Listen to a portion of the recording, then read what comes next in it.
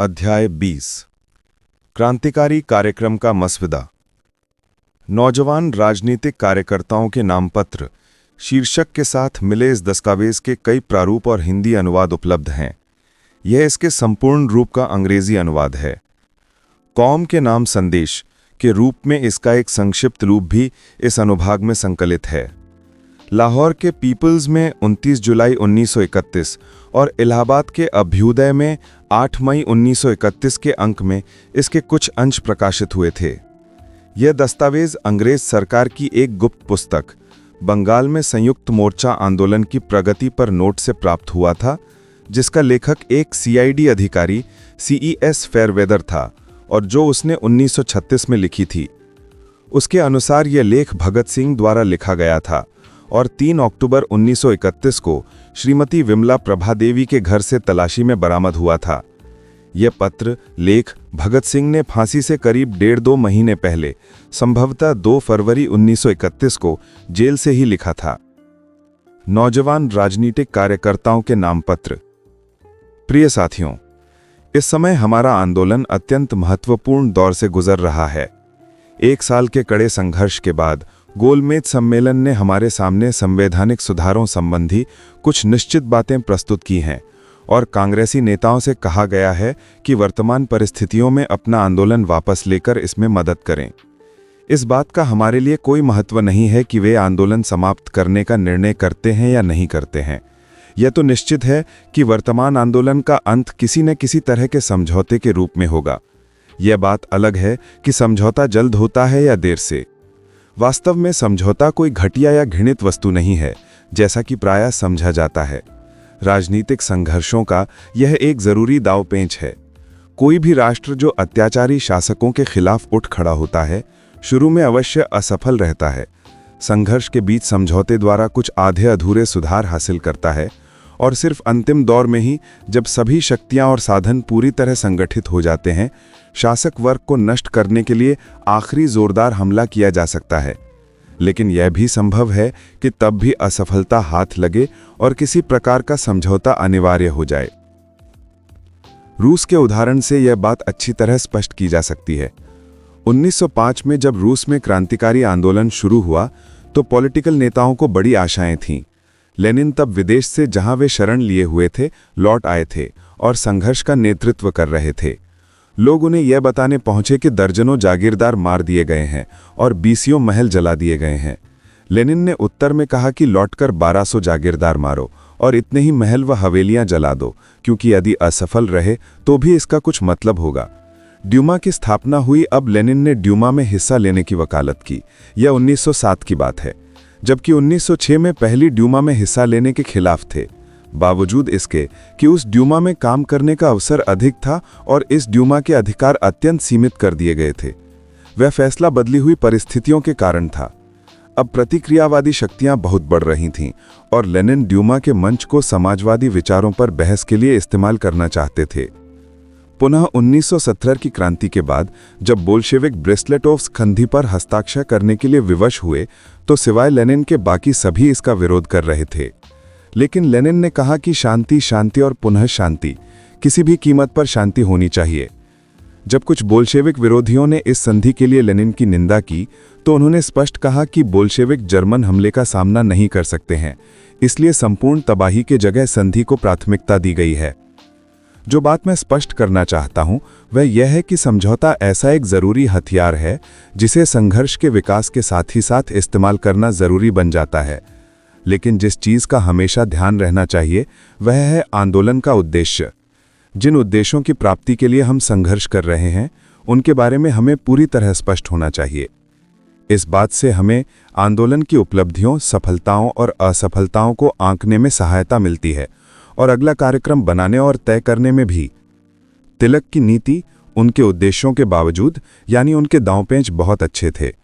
आप अपने शत्रु से 16 आना पाने के लिए लड़ रहे हैं।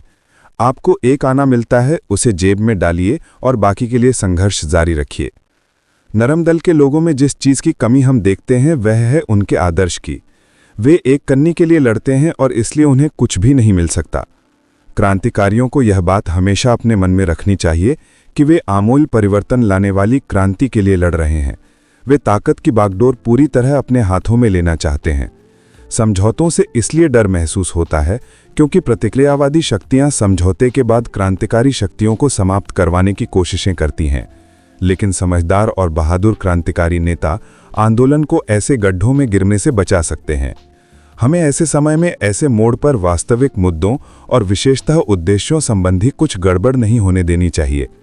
इंग्लैंड की लेबर पार्टी ने वास्तविक संघर्ष से धोखा किया है और वे यानी उनके नेता सिर्फ कुटिल साम्राज्यवादी बनकर रह गए हैं।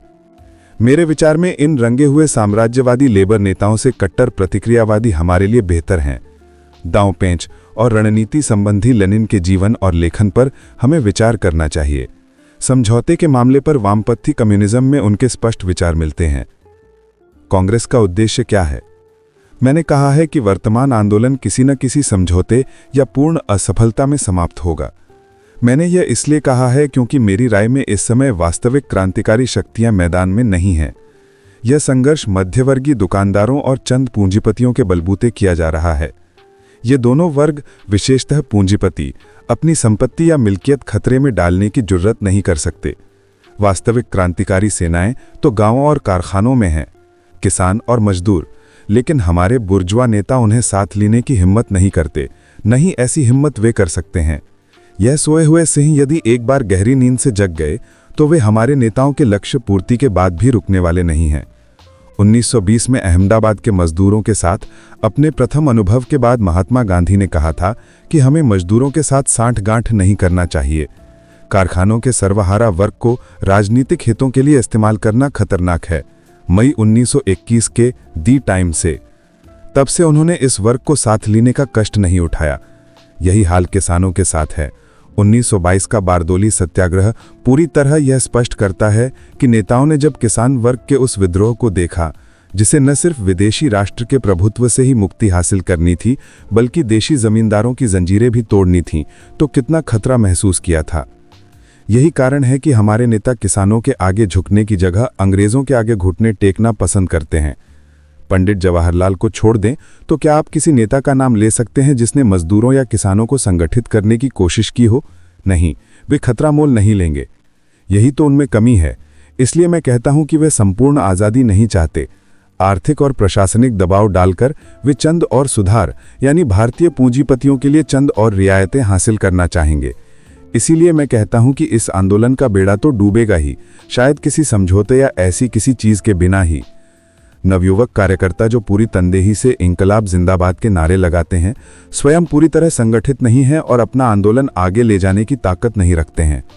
वास्तव में पंडित मोतीलाल नेहरू के सिवाय हमारे बड़े नेता कोई जिम्मेदारी नहीं लेना चाहते। यही कारण है कि वे हर बार गांधी के आगे बिना शर्त घुटने टेक देते हैं। अलग राय होने पर भी वे पूरे जोर से विरोध नहीं करते और गांधी के कारण प्रस्ताव पास कर दिए जाते हैं। ऐसी परिस्थितियों में क्रांतिकारियों के प्रति पूरी संजीदगी रखने वाले नवयुवक कार्यकर्ताओं को मैं चेतावनी देना चाहता हूं कि कठिन समय आ रहा है। वे चौकस रहें, हिम्मत ना हारे और उलझनों में ना फंसें। महान गांधी के 2 संघर्षों के अनुभव के बाद हम आज की परिस्थिति और भविष्य के कार्यक्रम के बारे में स्पष्ट राय बना सकते हैं। अब मैं बिल्कुल सादे ढंग से यह केस बताता हूं। आप इंकलाब जिंदाबाद का नारा लगाते हैं। मैं ये मानकर चलता हूं कि आप इसका मतलब समझते हैं। असेंबली बम केस में दी गई हमारी परिभाषा के अनुसार इंकलाब का अर्थ मौजूदा सामाजिक ढांचे में पूर्ण परिवर्तन और समाजवाद की स्थापना है। इस लक्ष्य के लिए हमारा पहला कदम ताकत हासिल करना है। वास्तव में राज्य यानी सरकारी मशीनरी शासक वर्ग के हाथों में अपने हितों की रक्षा करने और उन्हें बढ़ाने का यंत्र ही है। हम इस यंत्र को छीनकर अपने आदर्शों की पूर्ति के लिए इस्तेमाल करना चाहते हैं। हमारा आदर्श है नए ढंग से सामाजिक संरचना यानी मार्क्सवादी ढंग से। इसी लक्ष्य के लिए हम सरकारी मशीनरी का इस्तेमाल करना चाहते हैं। जनता को लगातार शिक्षा देते रहना चाहिए ताकि अपने सामाजिक कार्यक्रम की पूर्ति के लिए अनुकूल और सुविधाजनक वातावरण बनाया जा सके। हम उन्हें संघर्षों के दौरान ही इच्छा प्रशिक्षण और शिक्षा दे सकते हैं। इन बातों के बारे में स्पष्टता यानी हमारे फौरी और अंतिम लक्ष्य को स्पष्टता से समझने के बाद हम आज की परिस्थिति का विश्लेषण कर सकते हैं। किसी भी स्थिति का विश्लेषण करते समय हमें हमेशा बिल्कुल बेझिझक, बेलाग या व्यावहारिक होना चाहिए। हम जानते हैं कि जब भारत सरकार में भारतीयों की हिस्सेदारी को लेकर हल्ला हुआ था तो मिंटो मार्ले सुधार लागू हुए थे, जिनके द्वारा केवल सलाह देने का अधिकार रखने वाली वायसराय परिषद बनाई गई थी। विश्व युद्ध के दौरान जब भारतीय सहायता की अत्यंत आवश्यकता थी, तो स्वायत्त शासन वाली सरकार का वायदा किया गया और मौजूदा सुधार लागू किए गए। असेंबली को कुछ सीमित कानून बनाने की ताकत दी गई, लेकिन सब कुछ वायसराय की खुशी पर निर्भर है। अब तीसरी स्टेज है।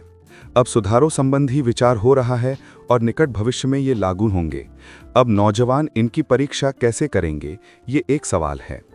मैं नहीं जानता कि कांग्रेसी नेता कैसे उनकी परख करेंगे, लेकिन हम क्रांतिकारी इन्हें निम्नलिखित कसौटी पर परखेंगे। 1. किसी सीमा तक शासन की जिम्मेदारी भारतीयों को सौंपी जाती है। 2. शासन चलाने के लिए किस तरह की सरकार बनाई जाती है और सामान्य जनता को इसमें हिस्सा लेने का कहां तक अवसर मिलता है। 3. भविष्य में क्या संभावनाएं हो सकती हैं और इन उपलब्धियों को किस प्रकार बचाया जा सकता है। इसके लिए शायद कुछ और स्पष्टीकरण की जरूरत हो। पहली बात यह है कि हमारी जनता के प्रतिनिधियों को कार्यपालिका पर कितना अधिकार और जिम्मेदारी हासिल होती है। अब तक कार्यपालिका को लेजिस्लेटिव असेंबली के सामने उत्तरदायी नहीं बनाया गया है। वायसराय के पास वीटो की ताकत है, जिससे चुने हुए प्रतिनिधियों की सारी कोशिशें बेअसर और ठप कर दी जाती हैं। हम स्वराज पार्टी के शुक्रगुजार हैं, जिनकी कोशिशों से वायसराय ने अपनी इस ताकत का बड़ी बेशर्मी से बार बार इस्तेमाल किया और राष्ट्रीय प्रतिनिधियों के मर्यादा भरे निर्णय पांव तले कुचल दिए। ये बात पूरी तरह स्पष्ट है और इस पर और बहस की जरूरत नहीं है। आइए सबसे पहले कार्यकारिणी की स्थापना के ढंग पर विचार करें। क्या कार्यकारिणी को असेंबली के चुने हुए सदस्य चुनते हैं या पहले की ही तरह ऊपर से थोपी जाएगी? क्या ये असेंबली के आगे उत्तरदायी होगी या पहले की ही तरह असेंबली का अपमान करेगी? जहां तक दूसरी बात का संबंध है, उसे हम वयस्क मताधिकार की संभावना से देख सकते हैं। संपत्ति होने की धारा को पूरी तरह समाप्त करके व्यापक मताधिकार दिए जाने चाहिए। हर वयस्क स्त्री पुरुष को वोट का अधिकार मिलना चाहिए। अब तो ये देख सकते हैं कि मताधिकार किस सीमा तक दिए जाते हैं। जहां तक व्यवस्था का प्रश्न है, अभी 2 सभाओं वाली सरकार है। मेरे ख्याल से उच्च सभा बुर्जुआ भ्रमजाल या बहकावे के अतिरिक्त कुछ नहीं। मेरी समझ से जहां तक उम्मीद की जा सके, 1 सभा वाली सरकार अच्छी है। यहां मैं प्रांतीय स्वायत्तता के बारे में कुछ कहना चाहता हूं। जो कुछ मैंने सुना है उसके आधार पर मैं ये कह सकता हूं कि ऊपर थोपा हुआ गवर्नर, जिसके पास असेंबली से ऊपर विशेष अधिकार होंगे, तानाशाह से कम सिद्ध नहीं होगा। हम इसे प्रांतीय स्वायत्तता न कहकर प्रांतीय अत्याचार कहें। राज्य की संस्थाओं का ये अजीब लोकतांत्रिकरण है। तीसरी बात तो बिल्कुल स्पष्ट है। पिछले 2 साल से अंग्रेज राजनीतिज्ञ उस वादे को मिटाने में लगे हैं जिसे मॉन्टेग्यू ने ये कहकर दिया था कि जब तक अंग्रेजी खजाने में दम है, प्रत्येक 10 वर्ष पर और सुधार किए जाते रहेंगे। हम देख सकते हैं कि उन्होंने भविष्य के लिए क्या फैसला किया है। मैं ये बात स्पष्ट कर दूं कि हम इन बातों का विश्लेषण इसलिए नहीं कर रहे हैं कि उपलब्धियों पर जश्न मनाए जाएं, वरन इसलिए कि जनता में जागृति लाई जा सके और उन्हें आने वाले संघर्षों के लिए तैयार किया जा सके। हमारे लिए समझौता घुटने टेकना नहीं है, बल्कि एक कदम बढ़ाना और फिर कुछ आराम करना है। लेकिन इसके साथ ही हमें यह भी समझ लेना चाहिए कि समझौता इससे अधिक कुछ और है भी नहीं। ये अंतिम लक्ष्य और अंतिम विश्राम की जगह नहीं है। वर्तमान परिस्थिति पर कुछ हद तक विचार करने के बाद भविष्य के कार्यक्रम और कार्यनीति पर भी विचार कर लिया जाए। जैसा कि मैंने पहले भी कहा है कि किसी क्रांतिकारी पार्टी के लिए निश्चित कार्यक्रम होना बहुत जरूरी है। आपको ये पता होना चाहिए कि क्रांति का मतलब गतिविधि है। इसका मतलब संगठित और क्रमबद्ध काम द्वारा सोची समझी तब्दीली लाना है, और ये तोड़फोड़, असंगठित, एकदम या स्वतः परिवर्तन के विरुद्ध है। कार्यक्रम बनाने के लिए अनिवार्य रूप से इन बातों के अध्ययन की जरूरत है। 1. मंजिल यानी लक्ष्य।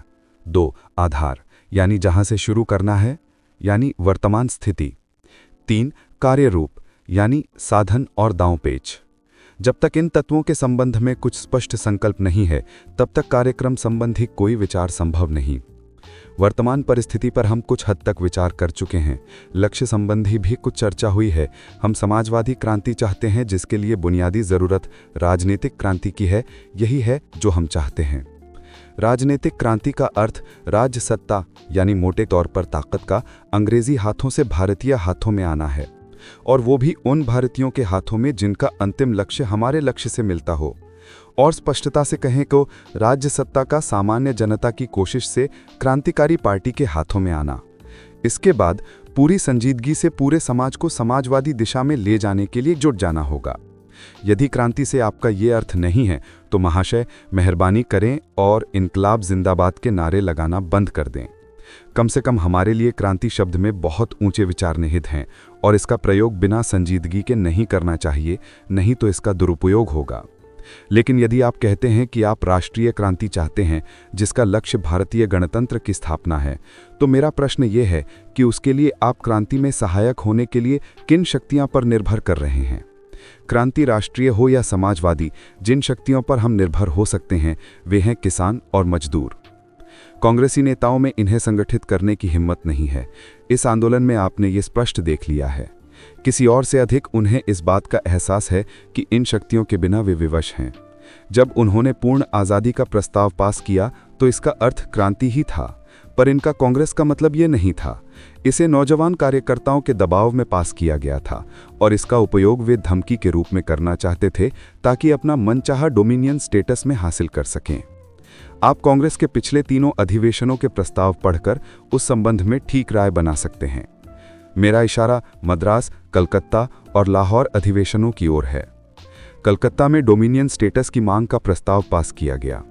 12 महीने के भीतर इस मांग को स्वीकार करने के लिए कहा गया और यदि ऐसा न किया गया तो कांग्रेस मजबूर होकर पूर्ण आज़ादी को अपना उद्देश्य बना लेगी। पूरी संजीदगी से वे 31 दिसंबर 1929 की आधी रात तक इस तोहफे को प्राप्त करने का इंतजार करते रहे और तब उन्होंने पूर्ण आज़ादी मानने के लिए स्वयं को वचनबद्ध पाया, जो वे नहीं चाहते थे। और तब भी महात्मा जी ने ये बात छिपाकर नहीं रखी कि बातचीत के दरवाजे खुले हैं। ये था इसका वास्तविक आशय। बिल्कुल शुरू से ही वे जानते थे कि उनके आंदोलन का अंत किसी न किसी तरह के समझौते में होगा। इस बेदिली से हम नफरत करते हैं, न कि किसी संघर्ष के मसले पर समझौते से।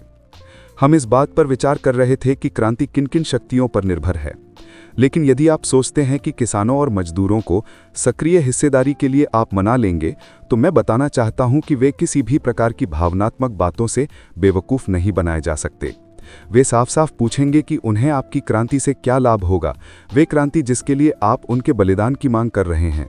भारत सरकार का प्रमुख लॉर्ड रीडिंग की जगह यदि सर पुरुषोत्तम दास ठाकुर दास हों तो उन्हें यानी जनता को इससे क्या फर्क पड़ता है। एक किसान को इससे क्या फर्क पड़ेगा यदि लॉर्ड इरविन की जगह सर तेज बहादुर सप्रू आ जाएं। राष्ट्रीय भावनाओं की अपील बिल्कुल बेकार है। उसे आप अपने काम के लिए इस्तेमाल नहीं कर सकते। आपको गंभीरता से काम लेना होगा और उन्हें समझाना होगा कि क्रांति उनके हित में है और उनकी अपनी है। सर्वहारा श्रमिक वर्ग की क्रांति सर्वहारा के लिए। जब आप अपने लक्ष्य के बारे में स्पष्ट अवधारणा बना लेंगे तो ऐसे उद्देश्य की पूर्ति के लिए आप अपनी शक्ति संजोने में जुट जाएंगे। अब 2 अलग अलग पड़ावों से गुजरना होगा, पहला तैयारी का पड़ाव और दूसरा उसे कार्य रूप में देना। जब ये वर्तमान आंदोलन खत्म होगा तो आप अनेक ईमानदार और गंभीर क्रांतिकारी कार्यकर्ताओं को निराश और उचाट पाएंगे। लेकिन आपको घबराने की जरूरत नहीं है। भावुकता एक और रखो, वास्तविकता का सामना करने के लिए तैयार रहो। क्रांति करना बहुत कठिन काम है। यह किसी एक आदमी की ताकत के वश की बात नहीं है और न ही यह किसी निश्चित तारीख को आ सकती है। ये तो विशेष सामाजिक आर्थिक परिस्थितियों से पैदा होती है और एक संगठित पार्टी को इस अवसर को संभालना होता है और जनता को इसके लिए तैयार करना होता है। क्रांति के दुशाध्य कार्य के लिए सभी शक्तियों को संगठित करना होता है। इस सब के लिए क्रांतिकारी कार्यकर्ताओं को अनेक कुर्बानियां देनी होती हैं। यहाँ मैं ये स्पष्ट कह दूं कि यदि आप व्यापारी हैं या सुस्थिर दुनियादार या पारिवारिक व्यक्ति हैं तो महाशय इस आग से न खेलें। एक नेता के रूप में आप पार्टी के किसी काम के नहीं हैं। पहले ही हमारे पास ऐसे बहुत से नेता हैं जो शाम के समय भाषण देने के लिए कुछ वक्त जरूर निकाल लेते हैं। ये नेता हमारे किसी काम के नहीं हैं। हम लेनिन के अत्यंत प्रिय शब्द पेशेवर क्रांतिकारी का प्रयोग करेंगे। पूरा समय देने वाले कार्यकर्ता, क्रांति के सिवा जीवन में जिनकी और कोई ख्वाहिश ही न हो। जितने अधिक ऐसे कार्यकर्ता पार्टी में संगठित होंगे उतने ही सफलता के अवसर अधिक होंगे। पार्टी को ठीक ढंग से आगे बढ़ाने के लिए जिस बात की सबसे अधिक जरूरत है वो ये है कि कार्यकर्ता स्पष्ट विचार, प्रत्यक्ष समझदारी, पहलकदमी की योग्यता और तुरंत निर्णय कर सकने की शक्ति रखते हों। पार्टी में फौलादी अनुशासन होगा और ये जरूरी नहीं कि पार्टी भूमिगत रहकर ही काम करे, बल्कि इसके विपरीत खुले रूप में काम कर सकती है। यद्यपि स्वेच्छा से जेल जाने की नीति पूरी तरह छोड़ दी जानी चाहिए। इस तरह बहुत से कार्यकर्ताओं को गुप्त रूप से काम करते जीवन बिताने की भी जरूरत पड़ सकती है, लेकिन उन्हें उसी तरह से पूरे उत्साह से काम करते रहना चाहिए। और यही है वो ग्रुप जिससे अवसर संभाल सकने वाले नेता तैयार होंगे। पार्टी को कार्यकर्ताओं की जरूरत होगी जिन्हें नौजवानों के आंदोलनों से भर्ती किया जा सकता है। इसीलिए नवयुवकों के आंदोलन सबसे पहली मंजिल हैं जहां से हमारा आंदोलन शुरू होगा। युवक आंदोलन को अध्ययन केंद्र, स्टडी सर्कल खोलने चाहिए, लीफलेट, पैम्फलेट, पुस्तकें, मैगजीन छापने चाहिए, क्लासों में लेक्चर होने चाहिए। राजनीतिक कार्यकर्ताओं के लिए भर्ती करने और प्रशिक्षण देने की यह सबसे अच्छी जगह होगी। उन नौजवानों को पार्टी में ले लेना चाहिए जिनके विचार विकसित हो चुके हैं और वे अपना जीवन इस काम में लगाने के लिए तैयार हैं। पार्टी कार्यकर्ता नवयुवक आंदोलन के काम को दिशा देंगे। पार्टी अपना काम प्रचार से शुरू करेगी, यह अत्यंत आवश्यक है। गदर पार्टी 1914-15 के असफल होने का मुख्य कारण था जनता की अज्ञानता, लगावहीनता और कई बार विरोध। इसके अतिरिक्त किसानों और मजदूरों का सक्रिय समर्थन हासिल करने के लिए भी प्रचार जरूरी है। पार्टी का नाम कम्युनिस्ट पार्टी हो। ठोस अनुशासन वाली राजनीतिक कार्यकर्ताओं की ये पार्टी बाकी सभी आंदोलन चलाएगी। इसे मजदूरों व किसानों की तथा अन्य पार्टियों का संचालन भी करना होगा और लेबर यूनियन, कांग्रेस तथा इस तरह की अन्य राजनीतिक संस्थाओं पर प्रभावी होने की कोशिश भी पार्टी करेगी। पार्टी एक बड़ा प्रकाशन अभियान चलाएगी जिससे राष्ट्रीय चेतना ही नहीं, वर्ग चेतना भी पैदा होगी। समाजवादी सिद्धांतों के संबंध में जनता को सचेत बनाने के लिए सभी समस्याओं की विषय वस्तु प्रत्येक व्यक्ति की समझ में आनी चाहिए और ऐसे प्रकाशनों को बड़े पैमाने पर वितरित किया जाना चाहिए। लेखन सादा और स्पष्ट हो। मजदूर आंदोलन में ऐसे व्यक्ति हैं जो मजदूरों और किसानों की आर्थिक और राजनीतिक स्वतंत्रता के बारे में बड़े अजीब विचार रखते हैं। ये लोग उत्तेजना फैलाने वाले हैं या बौखलाए हुए। ऐसे विचार या तो उलझुल हैं या कल्पनाहीन। हमारा मतलब जनता की आर्थिक स्वतंत्रता से है और इसी के लिए हम राजनीतिक ताकत हासिल करना चाहते हैं। इसमें कोई संदेह नहीं कि शुरू में छोटी मोटी आर्थिक मांगों और इन वर्गों के विशेष अधिकारों के लिए हमें लड़ना होगा। यही संघर्ष उन्हें राजनीतिक ताकत हासिल करने के लिए अंतिम संघर्ष के लिए सचेत और तैयार करेगा। इसके अतिरिक्त सैनिक विभाग संगठित करना होगा। यह बहुत महत्वपूर्ण है। कई बार इसकी बुरी तरह जरूरत होती है। उस समय शुरू करके आप ऐसा ग्रुप तैयार नहीं कर सकते जिसके पास काम करने की पूरी ताकत हो। शायद इस विषय को बारीकी से समझाना जरूरी है। इस विषय पर मेरे विचारों को गलत रंग दिए जाने की बहुत अधिक संभावना है। ऊपरी तौर पर मैंने एक आतंकवादी की तरह काम किया है, लेकिन मैं आतंकवादी नहीं हूं। मैं एक क्रांतिकारी हूं जिसके दीर्घकालिक कार्यक्रम संबंधी ठोस व विशिष्ट विचार हैं जिन पर यहां विचार किया जा रहा है। शस्त्रों के साथ ही मेरे कुछ साथी मुझे राम प्रसाद बिस्मिल की तरह इस बात के लिए दोषी ठहराएंगे कि फांसी की कोठरी में रहकर मेरे भीतर कुछ प्रतिक्रिया पैदा हुई है। इसमें कुछ भी सच्चाई नहीं है। मेरे विचार वही हैं, मुझ में वही दृढ़ता है और वही जोश और स्पिरिट मुझ में यहाँ है जो बाहर थी। नहीं, उससे कुछ ज्यादा है। इसलिए अपने पाठकों को मैं चेतावनी देना चाहता हूं कि वे मेरे शब्दों को पूरे ध्यान से पढ़ें। उन्हें पंक्तियों के बीच कुछ भी नहीं देखना चाहिए। मैं अपनी पूरी ताकत से यह कहना चाहता हूं कि क्रांतिकारी जीवन के शुरू के चंद दिनों के सिवाय ना तो मैं आतंकवादी हूं और ना ही था, और मुझे पूरा यकीन है कि इस तरह के तरीकों से हम कुछ भी हासिल नहीं कर सकते। हिंदुस्तान सोशलिस्ट रिपब्लिकन पार्टी के इतिहास से यह बिल्कुल स्पष्ट हो जाता है कि हमारे सभी काम इसी दिशा में थे, यानी बड़े राष्ट्रीय आंदोलन के सैनिक विभाग की जगह अपनी पहचान करवाना। यदि किसी ने मुझे गलत समझ लिया है तो वे सुधार कर लें। मेरा मतलब ये कदापि नहीं है कि बम पिस्तौल बेकार हैं, वरन इसके विपरीत ये लाभदायक हैं। परंतु मेरा मतलब ये जरूर है कि केवल बम फेंकना न सिर्फ बेकार बल्कि नुकसानदायक है। पार्टी के सैनिक विभाग को हमेशा तैयार रहना चाहिए ताकि संकट के समय काम आ सके। ये अपने आप स्वतंत्र काम न करे। जैसे ऊपर इन पंक्तियों में बताया गया है, पार्टी अपने काम को आगे बढ़ाए। समय समय पर मीटिंगें और सम्मेलन बुलाकर अपने कार्यकर्ताओं को सभी विषयों के बारे में सूचनाएं और सजगता देते रहना चाहिए। यदि आप इस तरह से काम शुरू कराते हैं तो आपको काफी गंभीरता से काम लेना होगा। इस काम को पूरा करने में कम से कम 20 साल लगेंगे। क्रांति के संबंधी यौवन काल के 10 साल में पूरे होने के सपने को एक तरफ रख दें, जैसे कि गांधी के 1 साल में स्वराज के सपने को परे रख दिया था। ना तो इसके लिए भावुक होने की जरूरत है और ना ही यह सरल है। जरूरत है निरंतर संघर्ष करने की, कष्ट सहने की और कुर्बानी भरा जीवन जीने की। अपना व्यक्तिवाद पहले खत्म करो। व्यक्तिगत सुख के सपने उतार कर एक तरफ रख दो और फिर काम शुरू करो। इंच इंच आप आगे बढ़ेंगे। इसके लिए हिम्मत, दृढ़ता और बहुत मजबूत इरादों की जरूरत है। कितने ही भारी कष्ट, कठिनाइयां क्यों ना हो, आपकी हिम्मत न कांपे। कोई भी पराजय या धोखा आपका दिल न तोड़ सके। कितने भी कष्ट क्यों ना आए, आपका क्रांतिकारी जोश ठंडा न पड़े। कष्ट सहने और कुर्बानी के सिद्धांत से आप सफलता हासिल करेंगे और ये व्यक्तिगत सफलताएं क्रांति की अमूल्य संपत्ति होगी। इनकलाब जिंदाबाद 2 फरवरी 1931। हमारे लिए सुनहरा अवसर। भारत की स्वतंत्रता अब शायद दूर का स्वप्न नहीं रहा, घटनाएं बड़ी तेजी से घट रही हैं। इसीलिए स्वतंत्रता अब हमारी आशाओं से भी जल्द ही एक सच्चाई हो जाएगी। ब्रिटिश साम्राज्य बुरी तरह लड़खड़ाए हुआ है, जर्मनी को मुंह की खानी पड़ रही है, फ्रांस थर थर कांप रहा है और अमेरिका हिला हुआ है। और इन सब की कठिनाइयां हमारे लिए सुनहरा अवसर हैं। प्रत्येक चीज उस महान भविष्यवाणी की ओर इशारा करती है जिसके अनुसार समाज का पूंजीवादी ढांचा नष्ट होना अटल है। कूटनीतिज्ञ स्वयं को बचाने के लिए प्रयत्नशील हो सकते हैं और पूंजीवादी षड्यंत्र से क्रांति के बाग को अपने घर से दूर रखने की कोशिशें कर सकते हैं। अंग्रेजों का बजट संतुलित हो जाएगा और मृत्यु के मुंह में पड़े पूंजीवादी को कुछ पलों की राहत मिल सकती है। डॉलर राजा चाहे अपना ताज संभाल लें तो भी व्यापक मंदी यदि जारी रही, और जिसका जारी रहना लाजमी है, तो बेरोजगारों की फौज तेजी से बढ़ेगी। और ये बढ़ भी रही है क्योंकि पूंजीवादी उत्पादन व्यवस्था ही ऐसी है। ये चक्र पूंजीवादी व्यवस्था को पटरी से उतार देगा। बस बात कुछ महीनों की ही है। इसलिए क्रांति अब भविष्यवाणी या संभावना नहीं, वरन व्यवहारिक राजनीति है जिसे सोची समझी योजना और कठोर अमल से सफल बनाया जा सकता है। इसके विभिन्न पहलुओं और तात्पर्य, इसके विधियों और उद्देश्यों संबंधी कोई विचारधारात्मक उलझन नहीं होनी चाहिए। गांधीवाद। कांग्रेस आंदोलन की संभावनाओं, पराजयों और उपलब्धियों के बारे में हमें किसी प्रकार का भ्रम नहीं होना चाहिए। आज चल रहे इस आंदोलन को गांधीवाद ही कहना उचित है। यह दावे के साथ आज़ादी के लिए स्टैंड नहीं लेता, बल्कि सत्ता में हिस्सेदारी के पक्ष में है। पूर्ण स्वतंत्रता के अजीब अर्थ निकाले जा रहे हैं। इसका तरीका अनूठा है, लेकिन बेचारे लोगों के किसी काम का नहीं है। साबरमती के संत को गांधीवाद को स्थायी शिष्य नहीं दे पाएगा। ये एक बीच की पार्टी यानी लिबरल रेडिकल मेलजोल का काम करती है और करती भी रही है।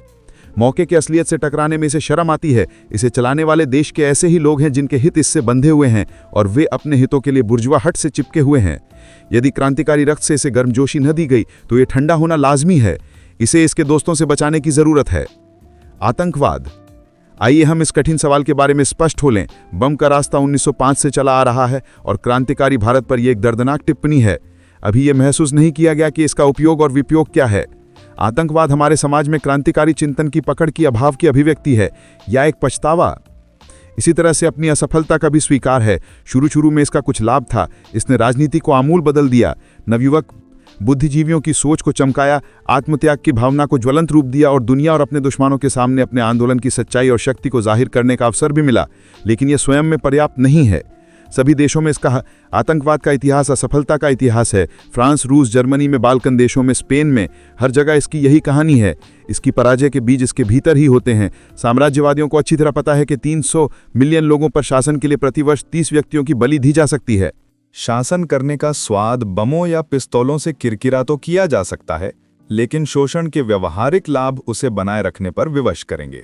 भले ही हमारी उम्मीद के अनुसार हथियार आसानी से मिल जाएं, और यदि हम पूरे जोर से लड़ें, जैसा कि इतिहास में पहले कभी न घटा हो, तो भी आतंकवाद अधिक से अधिक साम्राज्यवादी ताकत को समझौते के लिए ही मजबूर कर सकता है।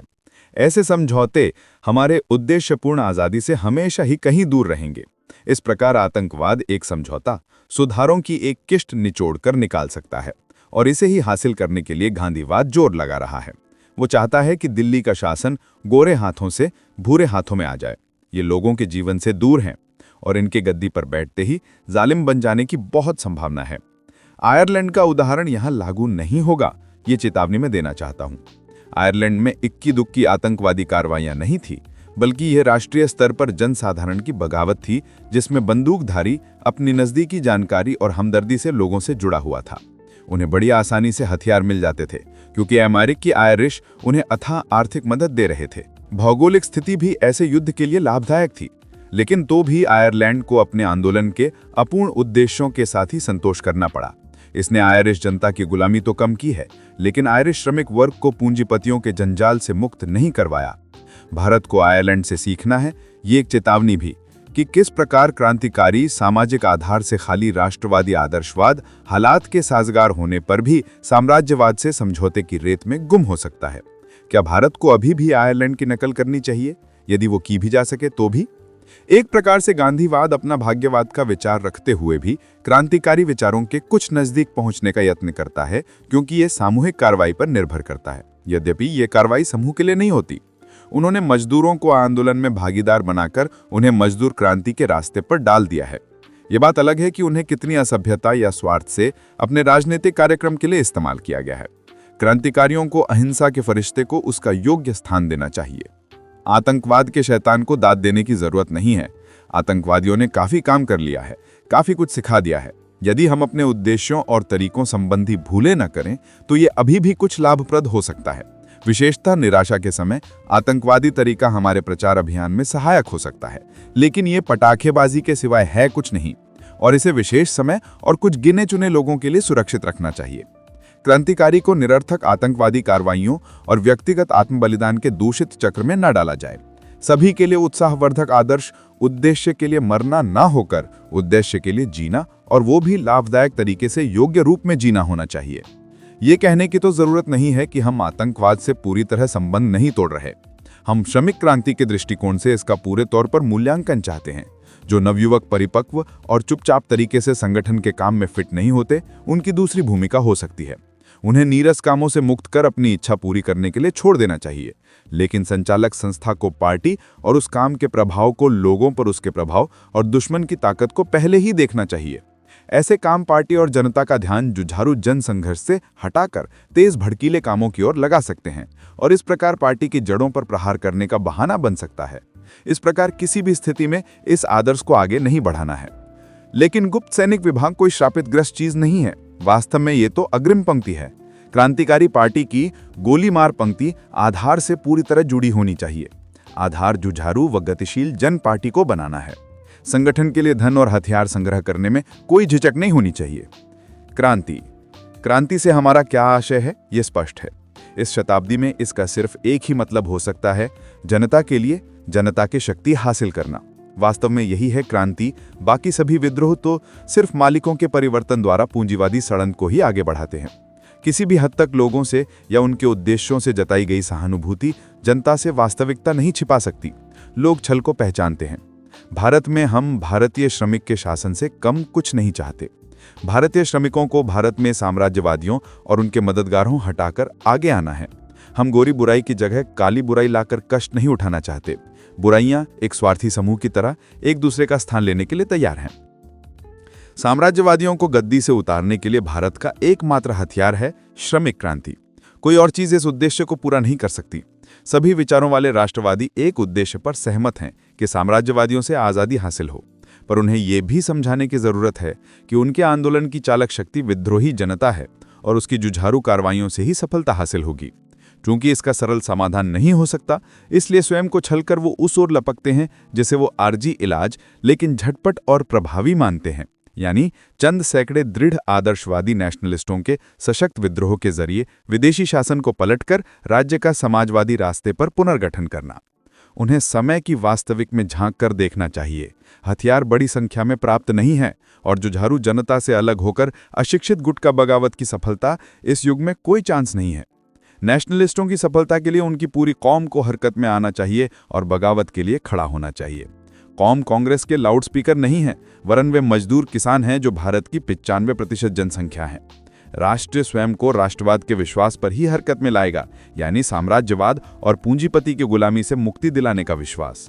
हमें याद रखना चाहिए कि श्रमिक क्रांति के अतिरिक्त ना किसी और क्रांति की इच्छा करनी चाहिए और ना ही वो सफल हो सकती है। कार्यक्रम। क्रांति का स्पष्ट और ईमानदार कार्यक्रम होना समय की जरूरत है और इस कार्यक्रम को लागू करने के लिए मजबूत कार्रवाई होनी चाहिए। 1917 में अक्टूबर क्रांति से पूर्व जब लेनिन अभी मॉस्को में भूमिगत थे, तो उन्होंने सफल क्रांति के लिए 3 जरूरी शर्तें बताई थी। एक पॉलिटिकल, दूसरा आर्थिक, दूसरा जनता के मन में विद्रोह की भावना, तीसरा एक क्रांतिकारी पार्टी जो पूरी तरह प्रशिक्षित हो और परीक्षा के समय जनता को नेतृत्व प्रदान कर सके। भारत में पहली शर्त पूरी हो चुकी है। दूसरी व तीसरी शर्त अंतिम रूप में अपनी पूर्ति की प्रतीक्षा कर रही हैं। इसके लिए हरकत में आना आजादी के सभी सेवकों का पहला काम है। इसी मुद्दे को सामने रखकर कार्यक्रम बनाया जाना चाहिए। इसकी रूपरेखा नीचे दी जा रही है और उसके प्रत्येक अनुभाग संबंधी सुझाव अनुसूची क और ख में दर्ज हैं। कार्यकर्ताओं के सामने सबसे पहली जिम्मेदारी है जनता को जुझारू काम के लिए तैयार और लामबंद करना। हमें अंधविश्वासों, भावनाओं, धार्मिकता या तटस्थता के आदर्शों से खेलने की जरूरत नहीं है। हमें जनता से सिर्फ प्याज के साथ रोटी का वायदा ही नहीं करना। ये वायदे संपूर्ण और ठोस होंगे और इन पर हम ईमानदारी और स्पष्टता से बात करेंगे। हम कभी भी उनके मन में भ्रमों का झमघट नहीं बनने देंगे। क्रांति जनता के लिए होगी। कुछ स्पष्ट निर्देश होंगे। 1. सामंतवाद की समाप्ति। 2. किसानों के कर्ज समाप्त। 3. क्रांतिकारी राज्य की ओर से भूमि का राष्ट्रीयकरण ताकि सुधरी हुई और साझी खेती स्थापित की जा सके। 4. रहने के लिए आवास की गारंटी। 5. किसानों से लिए जाने वाले सभी खर्च बंद, सिर्फ इकरा भूमि कर लिया जाएगा। 6. कारखानों का राष्ट्रीयकरण और देश में कारखाने लगाना। 7. आम शिक्षा। 8. काम करने के घंटे जरूरत के अनुसार कम करना। जनता ऐसे कार्यक्रम के लिए जरूर हामी भरेगी। इस समय सबसे जरूरी काम यही है कि हम लोगों तक पहुंचें। अंधविश्वास ज्ञान ने एक तरफ से और बुद्धिजीवियों की उदासीनता ने दूसरी तरफ से शिक्षित क्रांतिकारियों और हथौड़ा दरांती वाले उनके अभागे अर्धशिक्षित साथियों के बीच एक बनावटी दीवार खड़ी कर दी है। क्रांतिकारियों को इस दीवार को गिराना है। इसके लिए निम्न काम जरूरी हैं। 1. कांग्रेस के मंच का लाभ उठाना। 2. ट्रेड यूनियनों का कब्जा करना और नई ट्रेड यूनियनों और संगठनों को जुझारू रूप में स्थापित करना। 3. राज्यों में यूनियन बनाकर उन्हें ऊपर लिखी बातों के आधार पर संगठित करना। प्रत्येक सामाजिक व स्वयंसेवी संगठनों में, यहाँ तक कि सहकारिता सोसाइटियों में भी, जिनसे जनता तक पहुँचने अवसर मिलता है, गुप्त रूप से दाखिल होकर इनकी कार्रवाइयों को इस रूप में चलाना कि असल मुद्दे और उद्देश्यों को आगे बढ़ाया जा सके। 5वां, दस्तकारों की समितियां, मजदूरों और बौद्धिक काम करने वालों की यूनियनें हर जगह स्थापित की जाएं। ये कुछ रास्ते हैं जिनसे पढ़े लिखे प्रशिक्षित क्रांतिकारी लोगों तक पहुंच सकते हैं और एक बार पहुंच जाएं तो प्रशिक्षण के जरिए पहले तो अपने अधिकारों की उत्साहपूर्वक पुष्टि कर सकते हैं और फिर हड़तालों और काम रोकने के तरीकों से जुझारू हल निकाल सकते हैं। क्रांतिकारी पार्टी। क्रांतिकारियों के सक्रिय ग्रुप की मुख्य जिम्मेदारी जनता तक पहुंचने और उन्हें सक्रिय बनाने की तैयारी में होती है। यही है वे चलते फिरते दृढ़ इरादों के लोग जो राष्ट्र को जुझारू जीवनी शक्ति देंगे। ज्यों-ज्यों परिस्थितियां पकती हैं तो इन्हीं क्रांतिकारी बुद्धिजीवियों, जो बुर्जुआ व पेटी बुर्जुआ वर्ग से आते हैं और कुछ समय तक इसी वर्ग से आते भी रहेंगे, लेकिन जिन्होंने स्वयं को इस वर्ग की परंपराओं से अलग कर लिया होता है, से क्रांतिकारी पार्टी बनेगी और फिर इसके इर्द गिर्द अधिक से अधिक सक्रिय मजदूर, किसान और छोटे दस्तकार राजनीतिक कार्यकर्ता जुड़ते रहेंगे। लेकिन मुख्य तौर पर यह क्रांतिकारी बुद्धिजीवियों, स्त्रियों व पुरुषों की पार्टी होगी, जिनकी मुख्य जिम्मेदारी यह होगी कि वे योजना बनाएं, फिर उसे लागू करें, प्रोपोगेंडा या प्रचार करें, अलग अलग यूनियनों में काम शुरू कर उनमें एकजुटता लाएं, उनके एकजुट हमले की योजना बनाएं, सेना व पुलिस को क्रांति समर्थक बनाएं और उनकी सहायता या अपनी अन्य शक्तियों से विद्रोह या आक्रमण की शक्ल में क्रांतिकारी टकराव की स्थिति बनाएं। लोगों को विद्रोह के लिए प्रयत्नशील बनाएं और समय पड़ने पर निर्भीकता से नेतृत्व दे सकें। वास्तव में वही आंदोलन का दिमाग है। इसीलिए उन्हें दृढ़ चरित्र की जरूरत होगी, यानी पहलकदमी और क्रांतिकारी नेतृत्व की क्षमता। उनकी समझ राजनीतिक, आर्थिक और ऐतिहासिक समस्याओं, सामाजिक रुझानों, प्रगतिशील विज्ञान, युद्ध के नए वैज्ञानिक तरीकों और उसकी कला आदि के अनुशासित भाव से किए गए गहरे अध्ययन पर आधारित होनी चाहिए। क्रांति का बौद्धिक पक्ष हमेशा दुर्बल इसलिए रहा है कि क्रांति के अत्यावश्यक चीजों और किए गए कामों के प्रभाव पर ध्यान नहीं दिया जाता रहा है। इसीलिए एक क्रांतिकारी को अध्ययन मनन अपनी पवित्र जिम्मेदारी बना लेना चाहिए। यह तो स्पष्ट है कि पार्टी कुछ विशेष मामलों में खुले रूप में काम कर सकती है। जहां तक संभव हो, पार्टी को गुप्त नहीं होना चाहिए। इससे संदेह नहीं रहेंगे और पार्टी को शक्ति और प्रतिष्ठा मिलेगी। पार्टी को बहुत बड़ी जिम्मेदारी उठानी होगी, इसीलिए सुविधा की दृष्टि से पार्टी को कुछ समितियों में बांटा जा सकता है, जो प्रत्येक क्षेत्र के लिए विशेष कामों की देखभाल करेंगी। काम का यह विभाजन समय की आवश्यकता के अनुसार लचीला होना चाहिए या सदस्य की संभावनाएं आंककर उसे किसी स्थानीय समिति में काम दिया जा सकता है। स्थानीय समिति प्रांतीय बोर्ड के अधीन होगी और बोर्ड सुप्रीम काउंसिल के। प्रांत के भीतर संपर्क का काम प्रांतीय बोर्ड के अधीन होगा। बिखरे बिखरे सभी कामों को या बिखराने वाले तत्वों को रोकना चाहिए, लेकिन अधिक केंद्रीकरण की संभावना नहीं है, इसीलिए उसकी अभी कोशिश भी नहीं करनी चाहिए। सभी स्थानीय समितियों को एक दूसरे से संपर्क रखते हुए काम करने चाहिए और समिति में एक सदस्य भी होना चाहिए। समिति छोटी, संयुक्त और कुशल हो और इसे वाद विवाद क्लब में प्रतीत नहीं होने देना चाहिए। इसीलिए प्रत्येक क्षेत्र में क्रांतिकारी पार्टी इस तरह हो। क. सामान्य समिति, भर्ती करना, सेना में प्रचार, सामान्य नीति, संगठन, जन संगठनों में संपर्क, परिशिष्ट क। ख, वित्त समिति। समिति में महिला सदस्यों की संख्या अधिक हो सकती है। इस समिति के सिर पर सबसे मुश्किल कामों से भी मुश्किल काम है, इसीलिए सभी को खुले दिल से इसकी सहायता करनी चाहिए। धन के स्रोत प्राथमिकता के अनुसार हों। स्वैच्छिक चंदा, जबरी चंदा, सरकारी धन, विदेशी पूंजीपति या बैंक, विदेश में रहने वालों की देशी, व्यक्तिगत संपत्ति पर कब्जा या गैरकानूनी तरीके, जैसे गबन। अंतिम दोनों हमारी नीति के विपरीत हैं और पार्टी को हानि पहुंचाते हैं, इसीलिए इन्हें अधिक बढ़ावा नहीं देना चाहिए। ग, एक्शन कमेटी। इसका रूप साबोटाज, हथियार संग्रह और विद्रोह का प्रशिक्षण देने के लिए एक गुप्त समिति हो। ग्रुप क, नवयुवक। शत्रु की खबरें एकत्र करना, स्थानीय सैनिक सर्वेक्षण। ग्रुप ख, विशेषज्ञ हथियार संग्रह, सैनिक प्रशिक्षण। ग, स्त्री समिति। यद्यपि जाहिला तौर पर स्त्री पुरुषों में कोई भेदभाव नहीं रखा जाता, तथापि पार्टी को सुरक्षा और सुविधा के लिए ऐसी समिति की जरूरत है जो अपने सदस्यों की पूरी जिम्मेदारी ओढ़ सके। उन्हें वित्त समिति का पूरा भार सौंपा जा सकता है और काफी हद तक सामान्य समिति के काम भी दिए जा सकते हैं। स्त्रियों को क्रांतिकारी बनाना और इनमें से प्रत्यक्ष सेवा के लिए सक्रिय सदस्य भर्ती करना। ऊपर बताए गए कार्यक्रम से यह निष्कर्ष निकालना संभव है कि क्रांति या आज़ादी के लिए कोई छोटा रास्ता नहीं है। यह किसी सुंदरी की तरह सुबह सुबह हमें दिखाई नहीं देगी, और यदि ऐसा हुआ तो वह बड़ा मनहूस दिन होगा।